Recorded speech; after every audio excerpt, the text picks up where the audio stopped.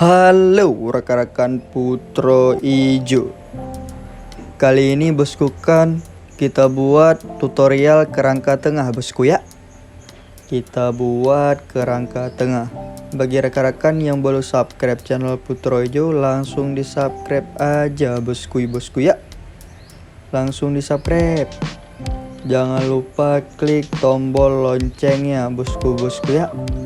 Karena Putro Ijo upload setiap hari Sabtu dan hari Senin bosku ya. Ya, mbak rekan-rekan kan, nyo kalinya udah pegat tulun dengo. Jadi bagi rekan-rekan langsung ditonton aja dan disimak tutorial cara buat kerangka tengah. Let's go rekan-rekan, watching langsung ya.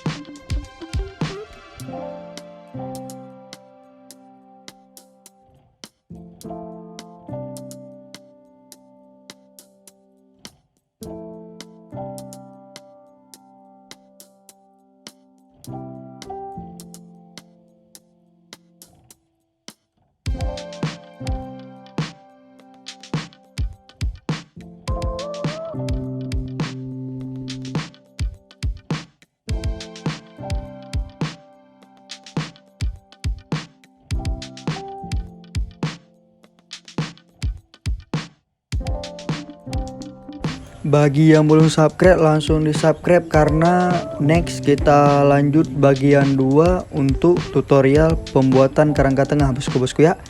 Di komen aja bosku, di komen.